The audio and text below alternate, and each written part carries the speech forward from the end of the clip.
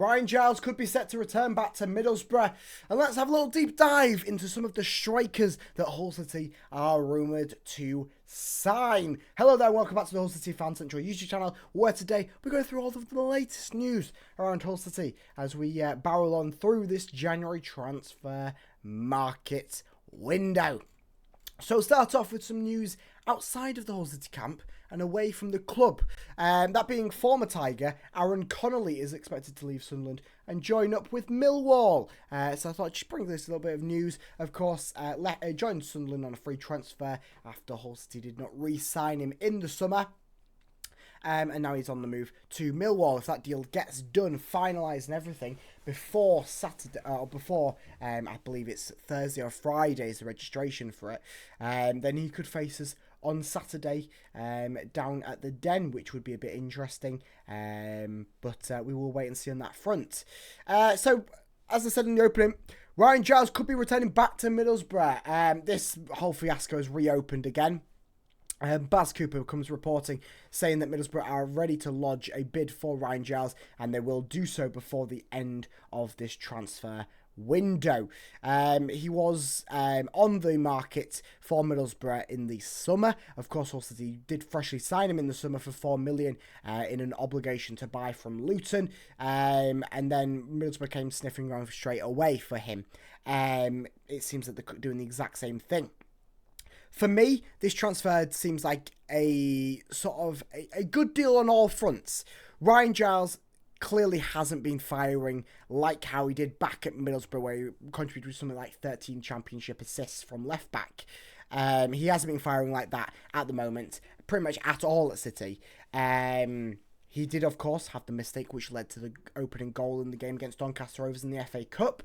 Was subsequently subbed off from a few moments afterwards.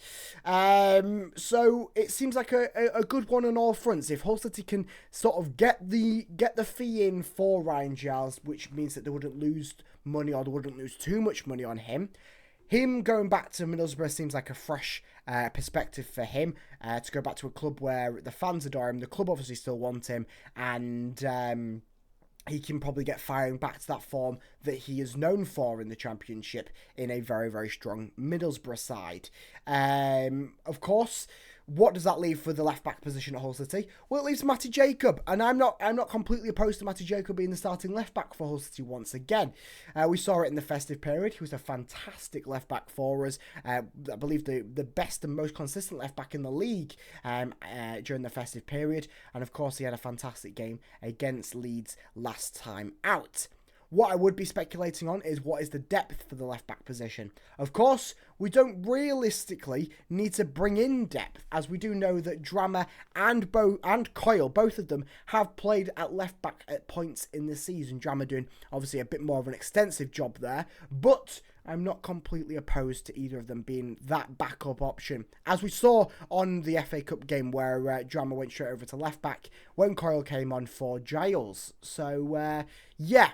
Will be interesting to keep up to date on that one. Of course, I will keep up to date on the channel as things break around that. But we are expecting a bid to be launched from Middlesbrough for Ryan Giles at some point soon.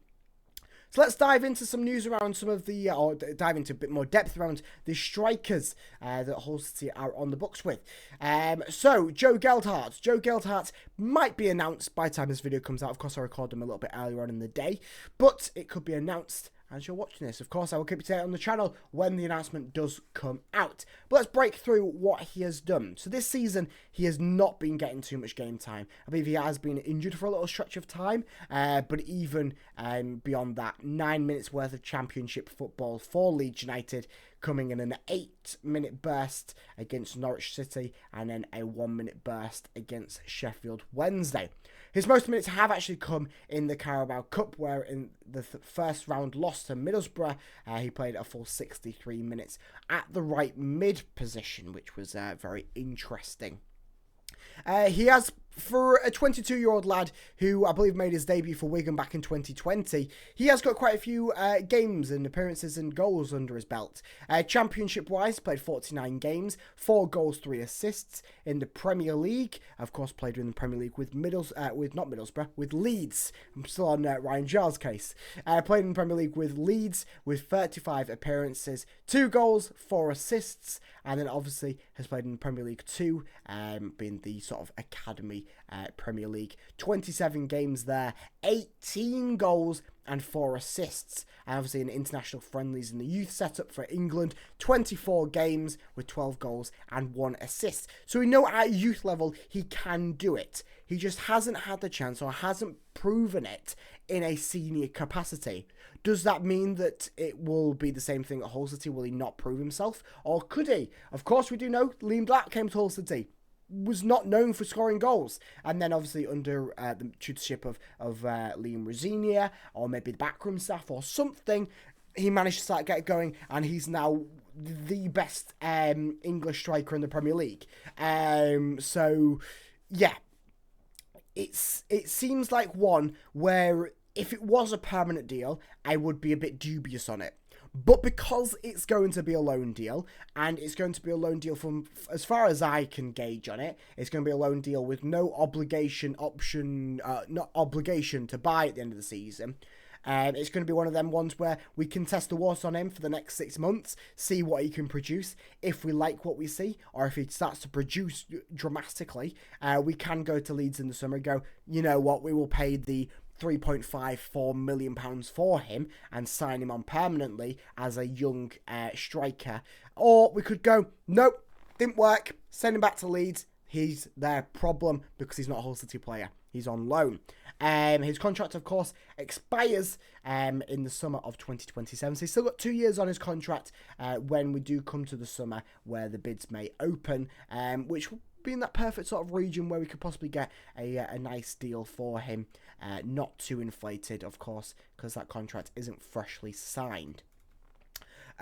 So, yeah, seems like a positive one for me. I will be interested to know sort of the details, the ins and outs when we do sort of see the contract. Next striker, we're going to dive into a bit of a dubious one on this one, with it being Tom Cannon. Of course, he's currently on loan at Stoke City. Leicester have openly said that they're willing to look at maybe options on recalling him from Stoke, sending him out into another club for a bit more of a better fee. He is, of course, currently at Stoke and currently have just played for them in the FA Cup, registering a goal as they managed to defeat Sunderland in a 2-1 extra time victory. And has contributed quite a bit for Stoke so far this season. 22 games in the Championship this season, 9 goals, 1 assist, and then 1 goal apiece in the EFL and FA Cup. Of course, we'll have a look at his stats overall time. Championship-wise, 55 appearances, 19 goals and 3 assists. A bit more of a prolific goal scorer than Joe Geldhart. Premier League 2, of course, 48 appearances, 17 goals and 3 assists. And then in the under 18 Premier League, 37 games, 27 goals and 9 assists. So we know that he's a prolific goal scorer. He has done it for a few years now. He's still not that old, still 22 years old, similarly to Joe Geldhart. I probably would favour Joe Geldhart over Tom Cannon, because Tom Cannon feels like that striker that you have to play on his own. He has to be that one sort of man up there. It's not really going to work in his current City setup, where it seems like the direction that all things are going is that it's going to be a João Pedro alongside a pacey secondary striker. And that being Joe Geldhart, that seems perfect. So for me, Tom Cannon probably isn't going to come to Hull City on all standpoints, because he did turn us down in the summer, and obviously there'll be a lot of if, buts and maybe to slide our way if he was to leave Stoke, if he was then to return back to Leicester, and Leicester were then to send him to us. That would be a very sliding doors moment for him. So take it with a grain of salt, but I thought we'd just dive into him just in case. Then the third striker that we're going to talk about today, and that being Bobby Wells. Bobby Wells, the Scottish striker. Fresh bit of transfer news. Of course, 19 years old, younger than both of them that we've just talked about. Currently in Scottish Premiership side Kilmarnock, where he has contributed with 14 appearances this season, 1 goal and 2 assists in the process. He is a bit more of a versatile player though. He has played games at centre forward, attacking mid and also left mid this season. Also got a little bit of European football about him as well, of course being in the Europa Conference League qualifiers for Kilmarnock. Game-wise, though, he has obviously played in English football as well, as he has 25 matches played in League One, registering 12 goals and 4 assists. 22 games in the Scottish Premiership with 1 goal and 2 assists in the process there. Both of them coming this season, of course. I believe he joined Kilmarnock last season or the season before. I think it was last season in the summer. I believe so. So, yeah, transfer-wise, he is cheap. He is a cheap young striker option that he doesn't necessarily have to go straight into the first team. He could maybe go down into the academy and we could maybe have Tyrell Sellers-Fleming as that sort of third option striker, if you may. Or he could come in and have that third option striker already. Seems like a very, very promising young player that with the right tutorship can go on to produce something. Hull City are definitely in the market for him, and it's sounding like it will be a permanent transfer, that being. His current transfer market value, though, coming from transfermarket.co.uk, is 100k.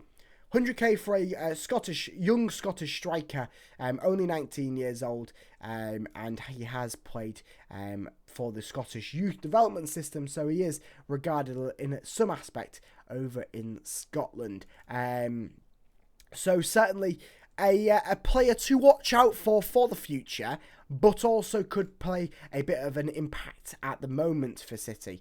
He does have a bit more pace than João Pedro or someone like that, which does, as I've said, bode into what maybe Ruben Sayers is looking for this transfer window, to have a bit more of a pacey, energetic secondary striker to go alongside him, and he also is a little bit more versatile, so maybe where we are looking at maybe some players are maybe going down injured, he can then fill into them spots, and being a third choice striker, if it would be when he signed on, he could also get a bit of game time elsewhere on the field, or even feeding quite nicely into a sort of a diamond front three, if you want to call it that, of course, playing in the attacking mid. So a very, very interesting one to keep note on. I think that Joe Gelhardt and Bobby Wells both seem like very, very good strikers for City to target this window, of course, being in the Ruben Sayers sort of style of play that Hull City may be wanting to adapt even more so with signing some of the correct players. We are halfway through January though now, and we have only signed 1 player, so it will be a very, very busy end to this January transfer window, as Hull City are apparently looking to make about 6 more signings this January. So we will keep you updated here on the Hull City Fan Central YouTube channel on all of the transfer going-ons around Hull City, so make sure that you like and subscribe to keep up to date on everything Hull City. Also, go and check me out over on Twitter or X to get a breaking news minute by minute on Hull City. I'm also live, not live, but active a little bit over on the TikTok page, Hull City Fan Central over there. So go and check me out, and I will see you in the next video. Up the Tigers.